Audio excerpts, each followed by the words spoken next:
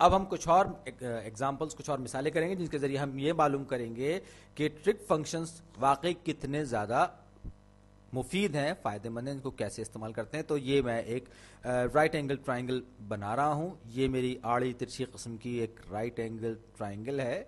हाथ से बनाने में यही होता है। ये इसका 90 डिग्रीज वाला एंगल यानी कि राइट एंगल है, और ये एंगल मुझे बताया गया है कि ये एंगल जो है ये π/4 रेडियन के बराबर है। रेडियन और डिग्री का फर्क मैं आपको बाद में बताऊंगा। तो ये π/4 रेडियन जो है, इसका मतलब असल में होता है 45, और ये जो साइड है जिसको हम हाइपोटेन्यूज कहेंगे, ये हाइपोटेन्यूज ही है क्योंकि 90 डिग्रीज का अपोजिट है, ये है 10 स्क्वायर रूट ऑफ 2, यानी इसकी जो लंबाई है 10 स्क्वायर रूट ऑफ 2 यूनिट्स के बराबर है। अब π/4 रेडियन का मतलब होता है 45। अगर आप इसको डिग्रीज में कन्वर्ट करें तो ये 45 डिग्रीज होगा। और मुझे ये वाली साइड, मैं इसको पीले रंग से जाहिर कर रहा हूं, ये वाली जो साइड है मुझे इसकी लंबाई मालूम करनी है। ये जो π/4 रेडियन के साथ मिली हुई एक तो हाइपोटेन्यूज है और दूसरी जो साइड है वो मुझे मालूम करनी है। हाइपोटेन्यूज की लेंथ मुझे दी गई है 10 स्क्वायर रूट ऑफ 2, ये हाइपोटेन्यूज है। और जो साइड मुझे मालूम करनी है वो दूसरी साइड है जिसको हम कहते हैं एडजेसेंट साइड। जब अगर एंगल दिया हुआ होता है किसी राइट एंगल ट्राइंगल में, तो हम उसके अपोजिट, जो एंगल के अपोजिट साइड होती है उसको हम ऑपोजिट कहते हैं, और जो एडजेसेंट साइड होती है जो कि हाइपोटेन्यूज नहीं होती उससे हम एडजेसेंट कहते हैं। याद रखिए, एडजेसेंट जो है वो उसमें हाइपोटेन्यूज शामिल नहीं होता। ये बात जहन में रखने वाली है। हाइपोटेन्यूज हमेशा वो साइड होती है जो कि 90 डिग्रीज के अपोजिट होती है। तो अब मैं आपसे अगर ये सवाल पूछूं कि कौन सा ट्रिग्नोमेट्रिक फंक्शन जो है वो एडजेसेंट साइड से डील करता है, एडजेसेंट साइड और हाइपोटेन्यूज के साथ एक साथ डील करता है, तो एक बार फिर न्यूमोनिक मशहूर जमाना सो का टोवा जी। तो यहां पर आप भी बताइए कि कौन सा ट्रिक फंक्शन है जो उसके साथ डील करता है। ये है कोसाइन बराबर होता है किसके, कॉस। अगर मैं एंगल को कहूं, एंगल थीटा अगर हो तो क्या होगा, cos is equal to adjacent over hypotenuse. और यहां पर जो दो साइड्स, मुझे एक साइड जो मुझे मालूम करनी है और एक साइड जो मुझे पता है, एक हाइपोटेन्यूज है और एक एडजेसेंट साइड है, यानी कि ये जो मैंने येलो से किया ये एडजेसेंट साइड है। तो कॉस ऑफ π/4 रेडियंस, यानी कि इसको मैं π/4 लिखूंगा, π/4 is equal to adjacent side क्या है ये मुझे नहीं मालूम, तो मैं कहता हूं कि ये कैपिटल ए से मैं इसको जाहिर करता हूं, ए फॉर एडजेसेंट, और ओवर यानी डिवाइडेड बाय हाइपोटेन्यूज। हाइपोटेन्यूज की लेंथ कितनी है इस साइड की, ये है 10 square root of 2, 10 square root of 2। ये जनाब ये मैंने लिख दिया। अब आप इन दोनों साइड्स को 10 स्क्वायर रूट्स ऑफ 2 से मल्टीप्लाई करेंगे तो नतीजा क्या होगा, नतीजा ये होगा कि यहां से भी 10 स्क्वायर रूट ऑफ 2 से मल्टीप्लाई करेंगे और दूसरी तरफ से भी ये 10 स्क्वायर रूट ये कैंसिल आउट हो जाएगा और दूसरी तरफ ये आ जाएगा न्यूमरेटर में, और a बराबर हो जाएगा हमारे पास 10 square root of 2 into cos pi over 4। ये तो अब आप कहेंगे कि ये π/4 जो ये क्या भला है, इसका कोसाइन मुझे कैसे मालूम होगा, क्योंकि ये चीजें वो हैं कि जिनकी वैल्यूज लोग उमूमन याद नहीं रखते। या तो ये कैलकुलेटर में फीड होती हैं, या फिर ये होता है कि π/4 कोसाइन के ये जो वैल्यू है प्रॉब्लम में दी गई होती है, या फिर एक तरीका जो बहुत पुराना तरीका है वो ये कि आपको टेबल्स दिए जाते हैं जिसमें कि ट्रिग्नोमेट्रिक फंक्शंस की वैल्यूज लिखी हुई होती हैं बाकायदा तौर पर। तो कहने का जो मतलब है वो ये है कि हमें इस कॉस की वैल्यू या तो दी गई होगी या हमें टेबल दिया गया होगा, या फिर ये हमारे कैलकुलेटर इस्तेमाल करने की इजाजत होगी जिसके जरिए हम कोसाइन π/4 रेडियन, याद रखिए अगर कैलकुलेटर की बात करें तो उसको हमें रेडियन पर फिक्स करना पड़ेगा।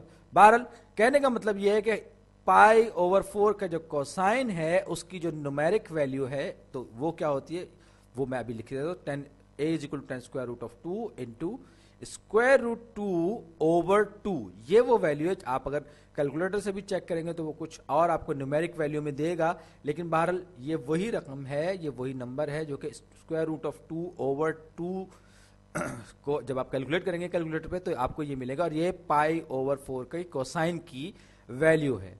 कहने का मतलब ये है कि ये चीज आपको रटने की जरूरत नहीं है, ये वैल्यूज आपको या तो दी गई होंगी या आपको कैलकुलेटर अलाउ होगा या कुछ और तरीके से आपको ये वैल्यू बताई जाएगी। अब एक बार फिर गौर कीजिएगा, स्क्वायर रूट ऑफ 2 और स्क्वायर रूट ऑफ 2 आपस में मल्टीप्लाई होकर 2 बन जाएंगे, लेकिन साथ ही साथ ये 2 से डिवाइड भी हो रहे हैं, तो 2/2 ये कैंसिल आउट हो जाएंगे और हमारे पास जवाब में रह जाएगा a = 10। ये हमारा जवाब है, यानी कि एडजेसेंट साइड जो है इसकी लंबाई जो है वो 10 यूनिट्स के बराबर है। अब मैं एक और प्रॉब्लम की तरफ जाता हूं, क्योंकि मेरा ख्याल ये कि 10 मिनट की लिमिट खत्म होने में अभी तकरीबन 6 मिनट बाकी हैं। अब हम एक और प्रॉब्लम देखते हैं। ये असल में ये मॉड्यूल अभी तक मेरी गिरफ्त में पूरी तरीके से नहीं आया, इसीलिए मैं इसको बड़ा आहिस्ता आहिस्ता इस पर काम कर रहा हूं। ये लीजिए, ये मैं बनाने जा रहा हूं एक और राइट एंगल ट्रायंगल। ये एक बार फिर ये एक राइट एंगल ट्रायंगल, ये रही राइट एंगल ट्रायंगल, और इसमें ये 90 डिग्रीज का एंगल जिसको मैंने चौखटा बनाया है, और दूसरी तरफ ये मेरे पास जो एंगल अब की बारी जो मैं ले रहा हूं ये एंगल है, और ये भी रेडियंस में ही है, 0.54 रेडियंस के बराबर है ये एंगल। ये मेरे पास एंगल है और इसके जो अपोजिट साइड है वो 3 यूनिट्स लेंथ की है। मुझे ये वाली साइड जो कि एडजेसेंट है वो मालूम करनी है। तो अब मुझे क्या पता है, मुझे जो चीज पता है, मुझे ये पता है कि 100 का टोवा, अपोजिट साइड का तो मुझे पता है, अपोजिट साइड 3 है, ये अपोजिट साइड है, ये 3 है, और ये एडजेसेंट साइड है जो मुझे मालूम करनी है। हाइपोटेन्यूज सबसे लंबी साइड है जो 90 डिग्री के अपोजिट होती है, ये राइट एंगल के अपोजिट होती है, ये एडजेसेंट हो गई, और 90 डिग्री के अपोजिट वाला हाइपोटेन्यूज हो गया, और एंगल जो हमने 0.54 रेडियन लिया उसके अपोजिट 3। तो 100 का टोवा यानी कि साइन, अब मुझे देखना है कि यहां पर ये टोवा जो है, टोवा वो मेरे काम का है, क्योंकि tangent is equal to opposite over hypotenuse. तो टेंजेंट किसके बराबर होता है, ऑपोजिट ओवर हाइपोटेन्यूज कह गया मैं, एडजेसेंट ओवर एडजेसेंट। तो 0.54 रेडियन यानी कि 10 of 0.54 radian is equal to, opposite की लेंथ मेरे पास कितनी है, अपोजिट की लेंथ मेरे पास है 3, और एक बार फिर मैं एडजेसेंट के लिए a इस्तेमाल करूंगा, और a इस्तेमाल करूंगा क्योंकि एडजेसेंट के शॉर्ट फॉर्म में भी कह सकते हैं। अब 0.4 का टेंजेंट, जाहिर बात है कि मैंने आपसे कहा था कि ये वैल्यू हमें कहीं ना कहीं से दी गई होगी, तो a दोनों साइड से a से मल्टीप्लाई करूंगा, तो ये a tangent 0.54 radian is equal to 3, और मैं टेंजेंट 0.54 से डिवाइड करूंगा दोनों साइड्स को, तो जगह 3 ओवर टेंजेंट 5.4 रेडियंस, 0.54 रेडियंस। अब मैं टेंजेंट की वैल्यू लिखूंगा, जो कि जाहिर बात है या तो टेबल से मालूम करूंगा या मुझे कैलकुलेटर पे रेडियन पे सेट करके मालूम करूंगा। किसी भी सूरत में ये वैल्यू मुझे मालूम दी गई होगी। तो रेडियन में अगर हम बात करें 0.54 रेडियन की जो वैल्यू होती है टेंजेंट की वो क्या होती है, मैं जरा चेक कर लूं। ये जो वैल्यू है ये 3/5 के बराबर है। तो a इज इक्वल टू 3/5